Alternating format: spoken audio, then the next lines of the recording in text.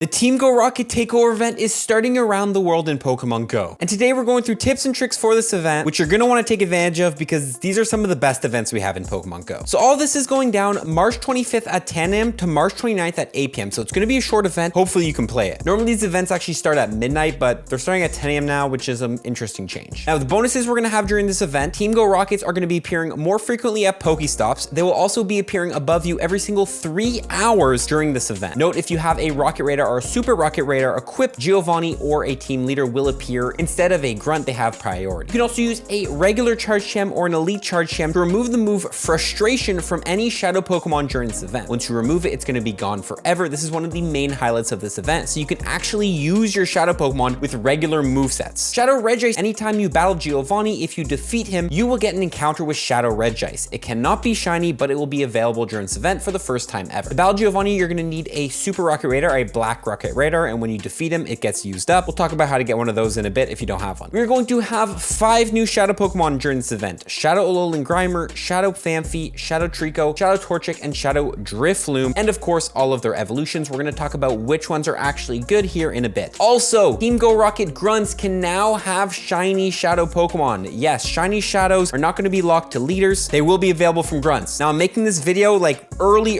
in this event, so we don't know what Pokemon from Grunts can be shiny shadows. Is it ones that were already released, etc. So tomorrow I'm going to be releasing a video after I go out, play the event, find out what shinies can be shadow, also look online, and I'll make a full video breaking down the shiny shadows. However, though, the shiny shadows we do know are available are going to be from Cliff, Arlo, and Sierra. Arlo is now going to have Shadow Teddiursa, which can be shiny Shadow Teddiursa. We've had this one in the past, but really nice to get Shadow Shiny Ursaluna. Sierra will now have Shadow Shiny Murkrow, or Shadow Murkrow, which can be shiny Shadow Murkrow. This is going to be a new one, not the most exciting, but we'll talk about the meta relevance in a bit. And finally, Cliff's team, which is going to be the big one, is going to have Shadow Larvitar, which can be shiny Shadow Larvitar. First time release for this one, shiny Shadow Larvitar, super cool to see. Shadow Shiny Tyranitar, you know, what's the hate? We'll also have 12-kilometer eggs. Of course, you can get a 12-kilometer egg from defeating a Team Go Rocket leader, and they can hatch during this event and for the future after that. Larvitar, Absol, Skorupi, Sandile, Scraggy, Ponyard, Vullaby, Dino, Pancham, Scrub, and Salandit. Okay, now of course, every event we have new research going down. Starting with field research tasks, the only task is going to be defeat 2 Team Go Rocket Grunts. That will get you a mysterious component or 2 revives. Note also any of the research going down during the Let's Go event, which is kind of overlapping with the event, will also be available, so the one for the Pampors and stuff. Now the big one, and which most people are probably asking, which is how do you get the Black Rocket Radar? Well, once this event starts, you will get the new Giovanni research called From the Shadows. Note, if you do not see this research in your special research tab, it's most likely because you have one of the old Giovanni researches and you've gone past page 1 of them, so you have to complete those before you get this new one. But the tasks, pretty self-explanatory as usual for a Giovanni research, you know, defeat leaders, purify Pokemon, catch shadow Pokemon, defeat grunts, etc, etc. Now with the event details away, let's get right into the tips, starting with the best new shadows. What are the new shadows you're going to want to go after during this event? First of all, we have Shadow Alolan Grimer. Now Shadow Alolan Grimer itself, before you evolve it, is actually going to be a pretty good Pokemon for the Great League. Going to take XL candies, but Alolan Grimer itself, like XL'd, level 50, not even evolved, has been pretty good for the Great League, and with the Shadow form, it's just going to be doing more damage with that Poison Jab, so definitely a Pokemon you're going to want to get. You can also evolve Alolan Grimer into a Alolan Muck, which again will be a great Pokemon for the Great League and the Ultra League, probably one of the best new PvP Pokemon we're getting out of this rotation. That Poison Jab damage is going to be deadly on this thing. Note, if you do have the Shadow form, probably going to be running Poison Jab. You're getting so much more use out of that Shadow bonus. Next up, Shadow Phanpy, which evolves into Shadow Donphan. This is going to be a little spicy Great League Pokemon. Donphan has a little bit of play, but probably not the best one to get. If you get a good PvP IV, go for it. Next up, Shadow Trico, which can be one of the bigger ones. Now, regular Sceptile and Shadow Sceptile is going to have a little bit of play in the Great League and the Ultra League. A very spammy Pokemon, especially with those Shadow moves, going to be doing pretty well there. A Pokemon you want to get there. We really want to look at Shadow Sceptile as a grass type raid attacker. It's going to be taking the number 2 slot, I believe. Not going to be out Kartana, but it's going to be the second best grass type raid attacker behind Kartana. So definitely go ahead and grab Shadow Sceptiles for your grass type raid attacking teams if you don't have Kartanas. Then we have the biggest one, I'd say, Shadow Torchic. Shadow Torchic evolves into Shadow Blaziken. Shadow Blaziken is going to have some play in the Great League and the Ultra League. Those shadow counters are going to do so much damage, and it has amazing coverage with Blaze Kick as well as Stone Edge. You can even have Brave Bird. I've had absolute blast with this Pokemon in PvP. It really crushes. But Shadow Blaziken, the biggest reason for it is going to be as a fire type raid attacker. Shadow Blaziken is going to be the number 1 fire type raid attacker in the game, the highest damage per second. Now note, it's not going to have the strongest TDO. It might die very quick, but it will have the highest DPS, which means it technically will take a raid boss down the fastest. It's even gonna have a higher DPS than Reshiram with Fusion Flare, which is insane. Now again, not as bulky as Reshiram, so it might die as quick, but if all you care about is DPS and taking a raid boss down as quickly as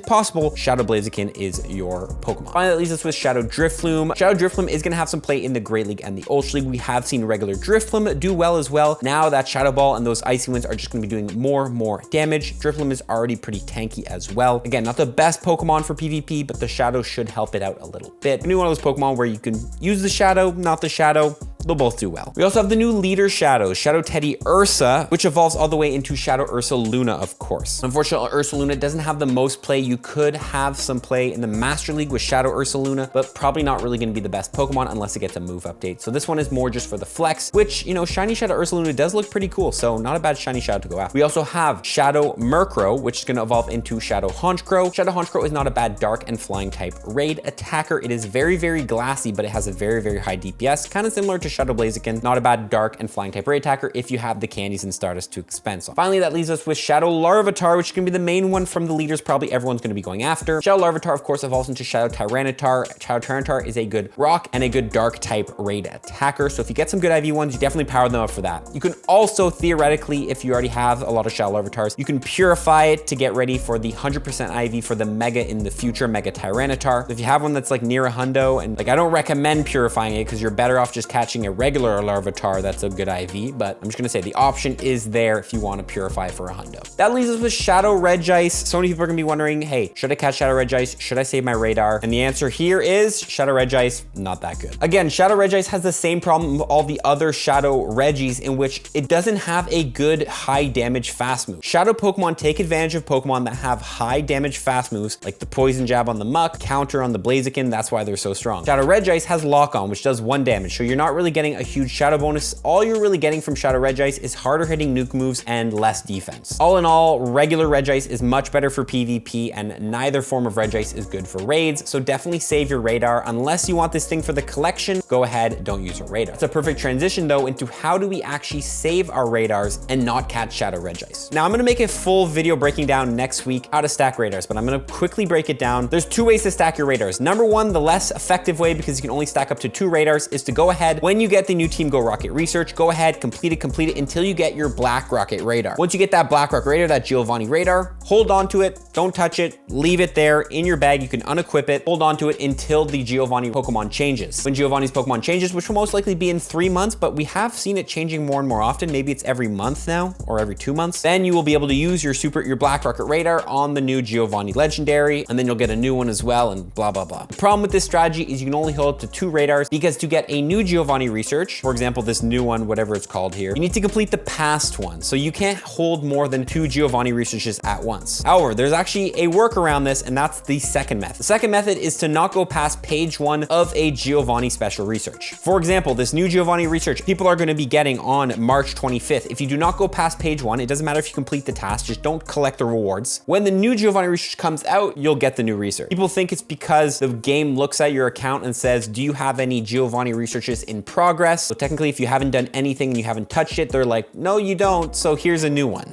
I don't know how it works. So overall, just don't touch your Giovanni research. If you don't get the new one, it's probably because you're still working on an old one, so you have to complete that before you get the new one. Giovanni researches are an unnecessarily complicated thing, so again, I'm gonna make a full video next week breaking down exactly how this works in depth. I'm gonna try to just make a simple guide on how it works. Now, the biggest feature of this event is, of course, TMing frustration away from your shadow Pokemon. So I wanna go through the best method to do this. So you're gonna come into your storage, you're gonna search at frustration here. This is going to pop up all the Pokemon you have in your storage that know the legacy move frustration. These are all contenders to remove frustration from. First thing to do this, you're gonna need, a decent amount of charge gems. I have 152. Video up here if you wanna learn how to get charge gems fast. Now, normally what I'll do here is I'll go through every single one and I will look for high IV shadows. So let's see if we can find one here. This one's like pretty high IV, 15 attack, 8, and then 15. So then I will go ahead and remove those. I'll probably give it a nickname, forever, whatever whatever your nicknaming system is. The other shadow Pokemon I'll look for is PvP IV shadow Pokemon. For example, this Abra, low attack, high defense, high stamina. This is one I would go ahead and nickname, remove frustration. All the other ones I can go ahead and transfer. Now, don't mind me, I have a bunch of shadow stabilized, it's just a personal thing. I like to keep a lot of shadow stabilized and also a lot of shadow Beldums. Honestly, not sure why I have these. I have to transfer them. Now, people always ask me what shadow should I remove frustration from? Like, what are the most worth ones? Well, lucky for you, I literally just put out a video on the best Pokemon to power up. I definitely recommend checking it out up here. Any shadow Pokemon I mentioned in that video that you might have their forms in your account, go ahead and remove frustration from them